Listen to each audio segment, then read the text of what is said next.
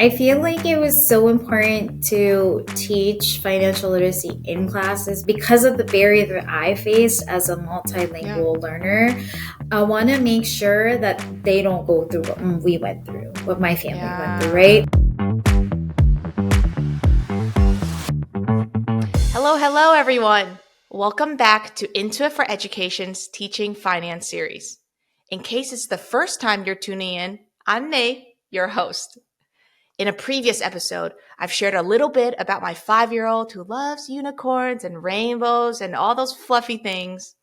Well, today, I want to kick off by talking about my 1.5-year-old and her awesome daycare teachers. She has been at the same daycare now for over a year, and I've truly appreciated how her teachers have been so active and thoughtful in creating inclusive learning environments for every kid. Her sweet teachers believe that role modeling these inclusive behaviors in class makes such a positive impact for kids, even at such a young age. And then, fast forwarding to elementary, middle, high school classrooms, it is just as important to promote inclusivity among students. So, today, you guessed it, we're going to focus on the topic of cultivating an inclusive classroom, especially when talking about financial literacy. With that said, I have such an awesome guest today for us to learn from. I've actually known her since we were teaching together back in 2014. Afsha Wasi was born and raised in San Jose, California. That's where I live. She is the first in her family to attend college in America, as her family is from Pakistan. She has been teaching high school social studies for almost 10 years now, classes like world history, U.S. history, gov, econ, civics, and currently teaches U.S. history at one of the Noble schools in Chicago.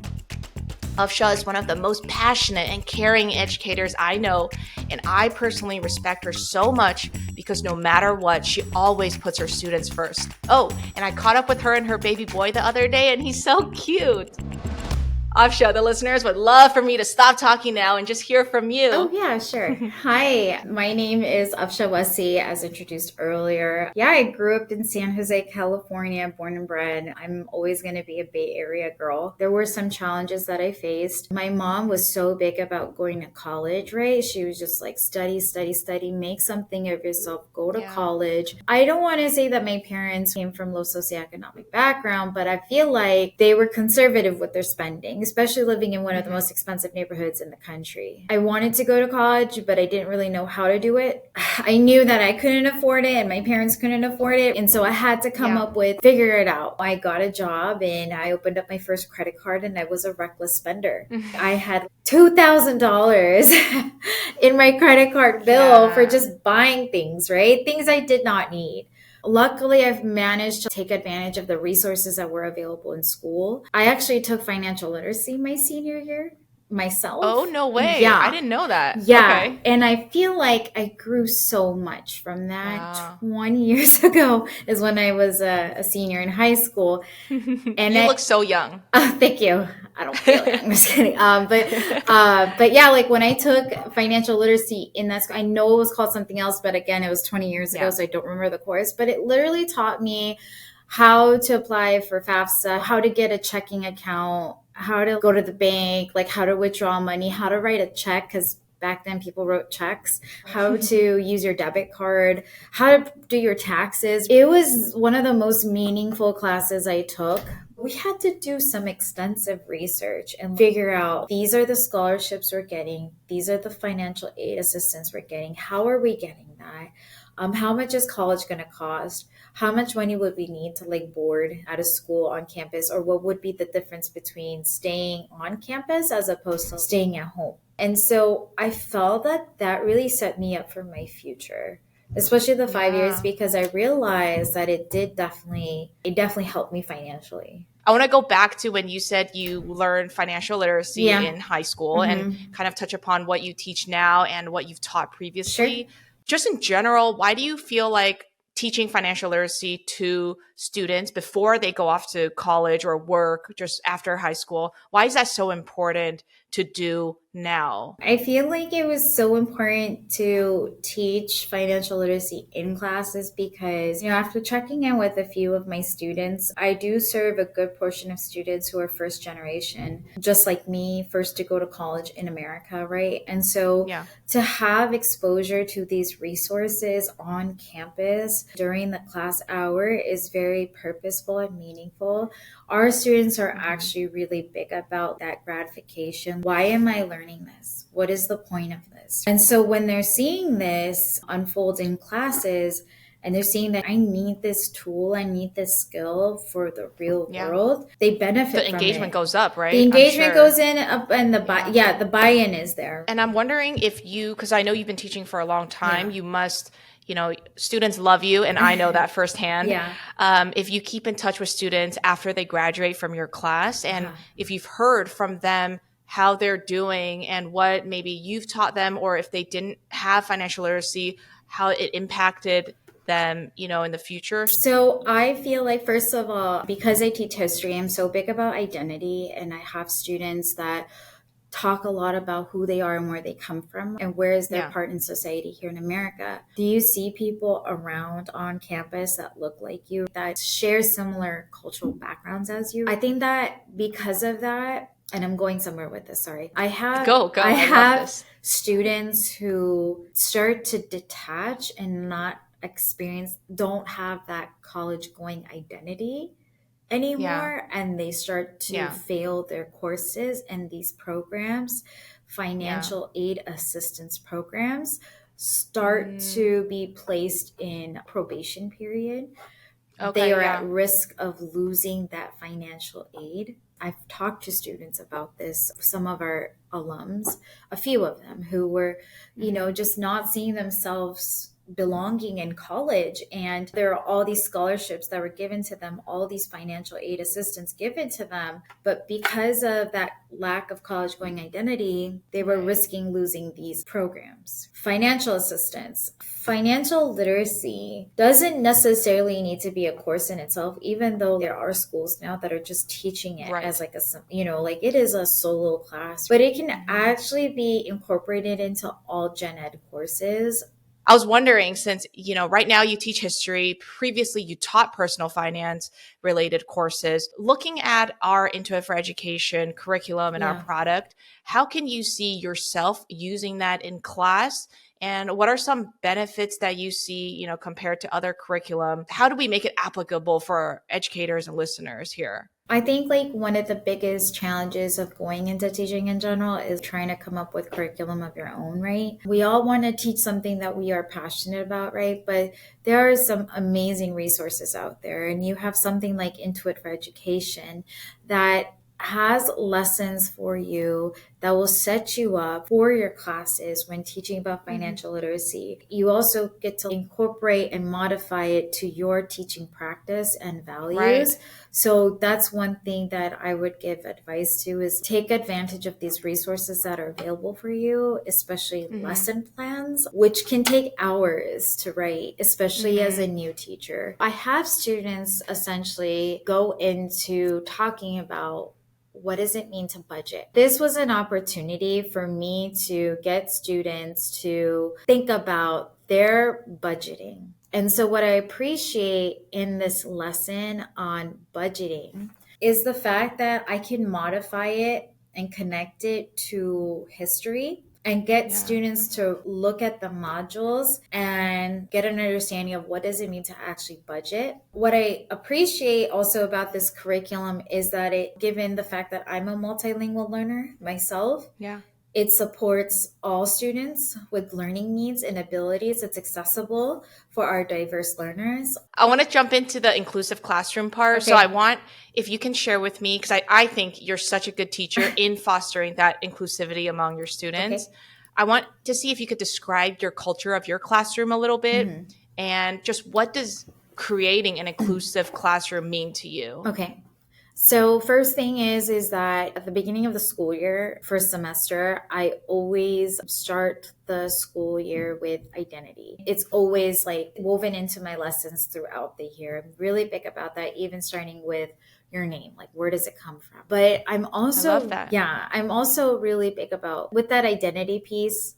You're sharing a lot of vulnerable things about yourself. I create community agreements in this class where, we have school rules that we need to follow, but community agreements are more like we're coming together. We can all agree to these shared norms. That way we respect each other, respect the space that we come from, right? That we are in. I feel like because of that, it supports my diverse learners. I feel like with being inclusive in the classroom, that's like a part of my life, like my teaching Yeah. practice. It's a part of my teaching identity. I'm so big about Yeah.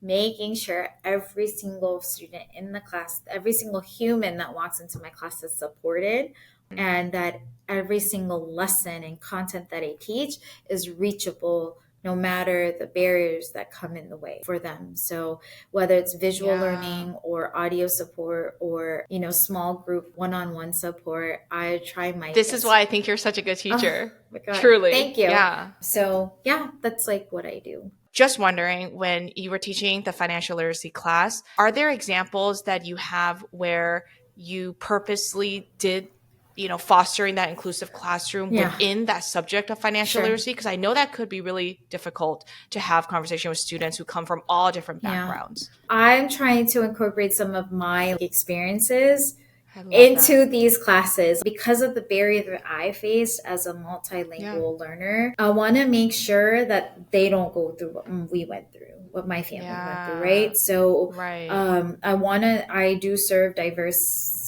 people and so Yeah. students, and so I want to make sure that this resources that I'm providing to them is reachable for all diverse learners. So when I taught about the roaring 20s, like people were recklessly spending.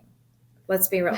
During this time period in US history, Yeah. I'm teaching, like people were recklessly spending, and then that Yeah. economic downfall happened. There was a world depression, right? And then it was a Totally. president that came in and created these programs that we still use today. So I use this time and opportunity to teach students about what is Social Security? Do you qualify? Social Security came out of the Great Depression. What is FDIC? Is your money protected in the banks? Is your bank that you are banking with protected? I definitely try to incorporate financial literacy anywhere that I can. What's your favorite part about teaching now that you've done it for almost 10 years? What do you love the most?